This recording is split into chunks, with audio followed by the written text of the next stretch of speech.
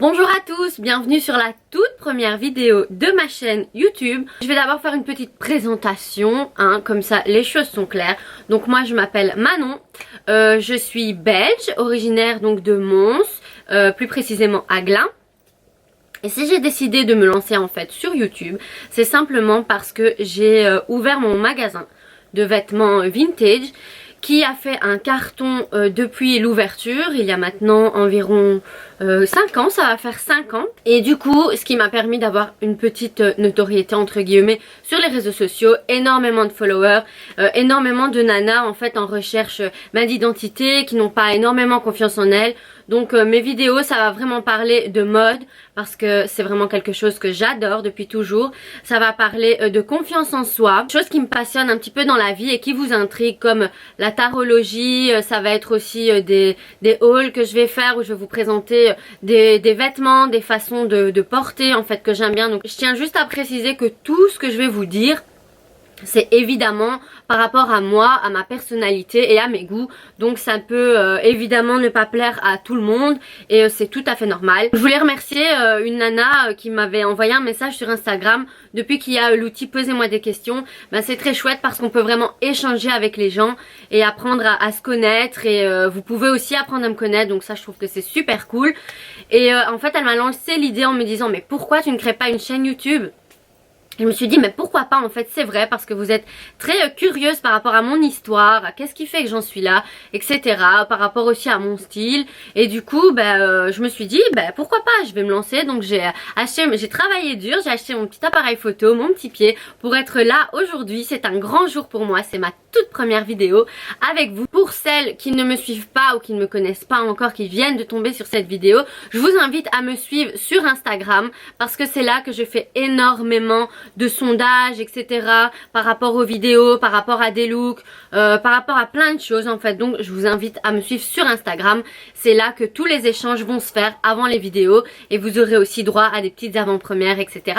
Donc j'ai commencé à faire un vide dressing avec mes vêtements qui étaient principalement des vêtements vintage et de seconde main sur ma page Facebook perso. Donc j'ai simplement créé un petit album en mettant vide dressing vintage. Donc ça c'était il y a 5 ans. Et j'ai posté peut-être une vingtaine, une trentaine d'articles, je ne sais plus exactement. Et en fait ce qui s'est passé c'est qu'en peut-être 10 minutes j'ai tout vendu.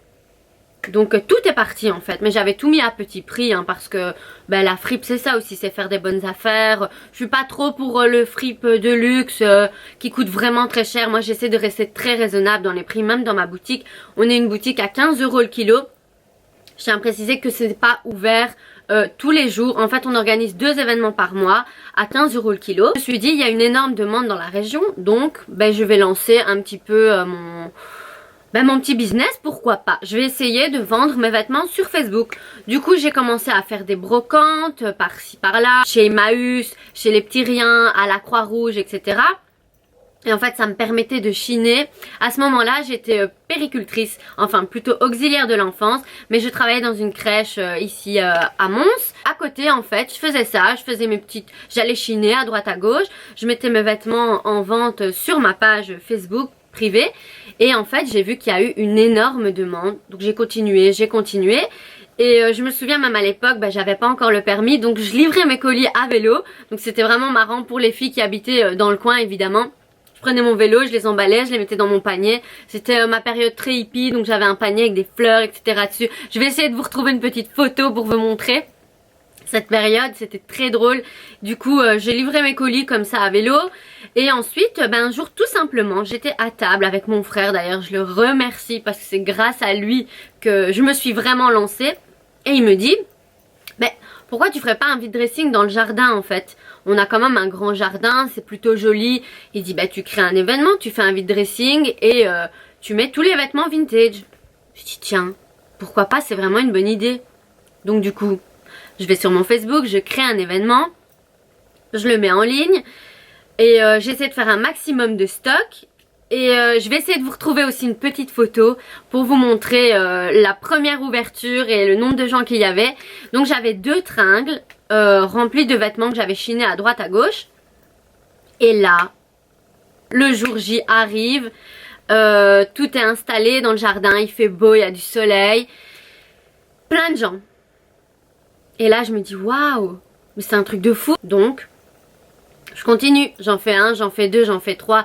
Et là c'est devenu vraiment la folie. En fait c'est vraiment étrange ce qui s'est passé pour moi, parce que c'est pas vraiment moi qui ai été chercher chercher cette idée, chercher ce job. En fait j'ai juste fait ça comme ça et c'est venu comme ça, tout a suivi en fait d'un naturel. Ça a été vraiment bizarre en fait, c'était pas mon but premier de faire ça. Comme je vous dis, j'étais auxiliaire de l'enfance, je travaillais dans le milieu de l'enfance, tout ce qui concerne les enfants de 0 à 12 ans, donc dans les écoles, dans les crèches, en animation, donc dans les camps de vacances, etc., dans les institutions. Donc c'était pas vraiment mon but, mais j'ai toujours adoré la mode, j'ai toujours adoré les fringues. Ce qui s'est passé, c'est que dans les débuts, j'ai fait ça dans mon jardin pendant quelques mois. Je me souviens, mon premier événement dans le jardin, c'était au mois de mai et il faisait très très beau. J'ai fait pendant quelques mois, mais ensuite septembre, octobre, il a commencé à faire très froid.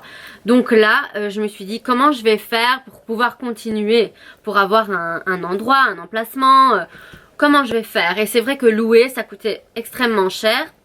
Et là, mon père me dit: mais écoute, la maison du voisin, en fait on a un voisin qui avait une maison, c'était juste un gros œuvre mais qui était vide, c'est quelqu'un qui habite Bruxelles en fait, et la maison était vraiment à l'abandon. Il me dit bah écoute, le voisin, la maison ça fait des années qu'elle est à l'abandon, peut-être que tu pourrais l'aménager, style un petit peu industriel. Mon papa passe un coup de fil au voisin et là il lui dit mais bien sûr pourquoi pas, ça peut être super pour ta fille, etc. Donc vraiment super cool. J'aménage le magasin. Je vous montre les petites photos, c'était vraiment chouette parce que quand je suis arrivée là c'était un gros œuvre, donc c'était vraiment juste béton par terre et les blocs sur les murs. Donc j'ai essayé vraiment, mais je trouvais que c'était cool parce que il pouvait avoir le style vraiment fripe, un petit peu à la bonne franquette. C'était vraiment ce que j'aimais bien au début. Du coup c'était des tas de vêtements à 1 €, des tringues remplies de vêtements, et en fait ça cartonnait. C'est pas que j'avais 500 personnes comme aujourd'hui quand j'ouvre, parce que aujourd'hui évidemment avec le temps je me suis fait connaître, donc du coup il y a énormément de monde à l'ouverture vu que c'est que 2 événements par mois. Donc quand j'ai commencé il y avait quand même pas mal de personnes, quoi, une centaine de personnes 2 fois par mois à l'ouverture, et j'avais moins de marchandises. Donc le magasin après un événement il était totalement vide, complètement vide. On a aussi fait quelques défilés parce qu'on avait décidé en fait d'acheter des tissus de récup, donc des tissus soit vintage ou mais peu importe, c'était des tissus de seconde main. On essayait de vraiment mélanger les deux et de faire un maximum de récup et d'écologie. Et on créait des vêtements inspirés des années 70, des années 90, tout en restant dans la tendance. Donc comme maintenant c'est vraiment la mode des années 90, je dirais même 80 aussi, et 2000. Là en ce moment on est à fond dans le fin 90 début 2000, donc tout ce qui est fluo, flamme, tribal, dragon, les trucs qu'on considérait vraiment comme eh bien des trucs de baraki, on va le dire. Enfin baraki c'est un mot vraiment de chez moi, donc pour ceux qui comprennent pas, on dira des trucs de beauf qu'on considérait vraiment comme des choses pas belles et qui maintenant sont très à la mode, revient dans la tendance. Du coup ben nous ce qu'on essayait de faire avec les nouveaux tissus, c'était de s'inspirer donc des anciens modèles mais de rester dans la tendance. Ça nous a permis de faire plusieurs défilés. C'est ma maman qui faisait la couturière, donc moi simplement je cherchais les tissus, je dessinais les modèles, je disais ce que je voulais exactement, je gérais le défilé, je gérais les mannequins, le maquillage, le coiffage, etc. C'était pas vraiment un milieu qui me plaisait, tout simplement parce que c'était très superficiel, ça ne me plaisait pas, c'était pas fait pour moi et j'ai décidé d'arrêter. Malgré de nombreuses demandes qu'on a continué à avoir, on s'est dit écoute ça fonctionne trop bien, donc on va tout simplement lancer l'affaire plus sérieusement. Donc voilà où on en est maintenant. Donc j'ai commencé avec 50 € en poche à une brocante et j'ai fini par ouvrir ma propre boutique juste en croyant en moi en fait, ce qui est très important parce que ça c'est vraiment quelque chose que je tiens à vous dire.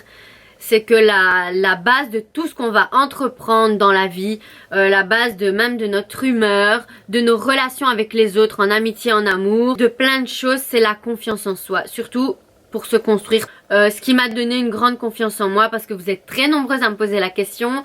Déjà premièrement c'est vous parce que vous me suivez, vous m'encouragez, vous me soutenez, vous m'envoyez tout le temps des petits messages adorables. Quand on croit en soi, c'est comme si tout venait à nous. C'est la loi de l'attraction, le positif attire le positif et pour moi c'est vraiment vrai en fait. Quand vous faites des choses bien, quand vous croyez en vous, quand vous êtes positif, quand vous vous dites juste ok c'est difficile mais je vais y arriver, mais en fait vous y arriverez. Je vous assure que c'est vraiment comme ça. Vous devez y croire, vous devez prendre les choses en main. Si vous avez un job de merde, simplement quittez-le. Je sais que c'est facile de dire ça. J'ai été invitée en fait comme influenceuse au Brunché. Donc c'est un événement qui a eu lieu à Mons. C'est super sympa. Et on m'a invitée comme influenceuse pour discuter avec 2 groupes de plus ou moins 30 filles de confiance en soi. Et alors à un moment donné, je leur ai posé la question, est-ce que vous aimez ce que vous faites ? Est-ce que vous êtes heureuse dans votre vie et dans votre travail? Et c'était effrayant parce que plus de la moitié, même je dirais 80% des filles qui étaient là, m'ont répondu non. Non, je n'aime pas ce que je fais, mais je le fais parce que j'ai pas le choix, il faut bien que je gagne ma vie. Mais non en fait, parce que moi si j'ai un conseil que je peux vous donner, c'est il vaut peut-être mieux gagner un peu moins, mais être épanoui, ça veut dire se lever et être heureux tous les jours. Parce que se lever et traîner les pieds, il n'y a rien de plus horrible en fait. Ce qui est très important, c'est que vous vous souveniez que le temps il est précieux en fait dans votre vie et que vous devez donc en faire quelque chose. On a tous quelque chose à dire, on a tous quelque chose à apporter à l'autre, on a tous quelque chose à créer qui marchera. Croyez-moi, on a tous quelque chose en nous qui va fonctionner. On a tous des projets, on a tous des idées. Le problème, c'est qu'on n'ose pas se lancer. Alors, je vais pas vous cacher qu'au début, quand j'ai voulu me lancer en tant qu'indépendante, j'ai un peu galéré. Heureusement que j'ai eu mes proches pour me soutenir et pour croire en moi, etc. Les proches, l'entourage, ça joue énormément aussi sur nous-mêmes et sur la confiance qu'on va avoir en nous. Au début, je me rendais dans des guichets d'entreprise, etc. pour dire, mais moi, en fait, simplement, je ne savais pas comment faire pour me lancer en tant qu'indépendante.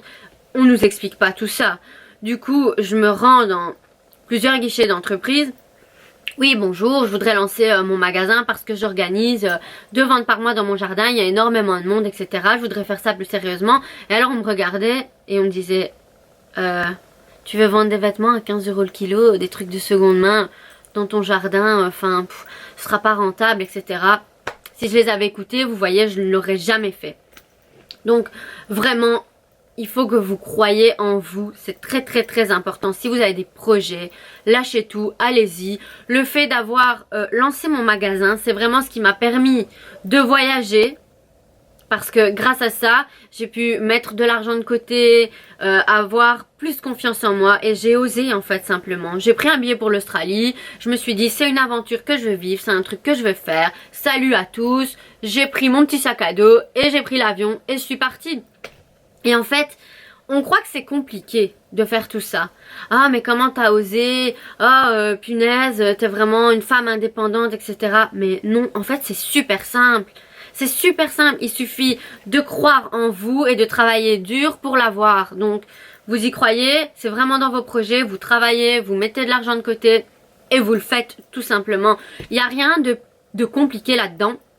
Et je sais qu'on vit un peu dans une société où on nous pousse pas énormément à avoir un esprit très libre, très ouvert. Je dirais même que c'est carrément culturel. Moi, je vous encourage en fait à faire tout ça parce que, comme je vous l'ai dit juste avant, le temps il est précieux. Les expériences que vous allez vivre, elles sont précieuses aussi. Maintenant, vous me connaissez un petit peu mieux. Je vous invite à me suivre évidemment sur YouTube. Comme ça, vous aurez une petite notification à chaque fois que j'ajouterai une vidéo. Et je vous invite, je le répète encore une fois, à me suivre sur Instagram parce que c'est là que tout se passe. Avant de terminer cette petite vidéo, je vais quand même vous présenter mon petit look du jour parce que au moins vous savez à quoi vous attendre parce que je vous prévois plein de hauls, etc. Vous qui êtes fan de mode, j'allais pas vous laisser sur votre faim et pas vous présenter mon petit look du jour. Donc je porte cette petite robe, je vous montre bien les motifs de près. C'est des petites fleurs. Dans les tons mauves, c'est des couleurs que j'aime beaucoup en ce moment. Donc j'adore la coupe avec les manches comme ça, vraiment super beau, donc on peut la porter comme ça et aussi un petit peu plus sur les épaules de cette façon. C'est très joli aussi, on peut la mettre au printemps, en automne, c'est des tons super cool. Avec la petite paire évidemment, l'indémodable que tout le monde doit avoir dans sa garde-robe en ce moment. C'est les Doc Martens Platform, mais on fait de très belles imitations. en plateforme parce que c'est vrai qu'elles sont pas données. On les trouve en imitation chez Bershka, chez Pull&Bear, un petit peu dans toutes les grandes surfaces, etc. Donc j'aime beaucoup ce petit volant. Donc cette robe, elle vient de chez Bershka et je l'ai payée 3,99 € dans les soldes. Ce petit collier que j'ai acheté chez Claire il y a maintenant peut-être bien 3-4 ans. Et celui-là vient de chez Bershka. Mes petites boucles d'oreilles, je sais que vous allez être nombreuses à me le demander. Celles-là, elles viennent de chez Subdued. En fait, c'était des bagues à la base. Mais vu qu'avant j'avais des stretch, j'ai quand même des plus gros trous. Donc du coup, j'ai su les mettre en boucle d'oreille. Je sais que vous allez être très nombreuses à me le demander. Donc je vous le dis tout de suite. C'est pas un rouge à lèvres en fait que je porte. C'est un crayon de chez NYX. C'est le Los Angeles. Il est super cool. Donc en fait, je mets simplement ce crayon. Pour les filles qui ont de petites lèvres, c'est vraiment cool. Parce qu'on peut même tricher un petit peu. Et du coup, au-dessus, je rajoute simplement du beurre de cacao pour qu'il n'ait pas un effet sec et que ce soit un petit peu crémeux. Donc voilà, un look très naturel que j'adore adopter avec toutes les tenues.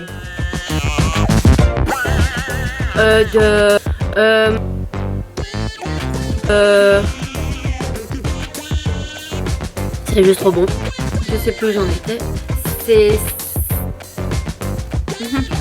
J'arrête pas de dire On va recommencer.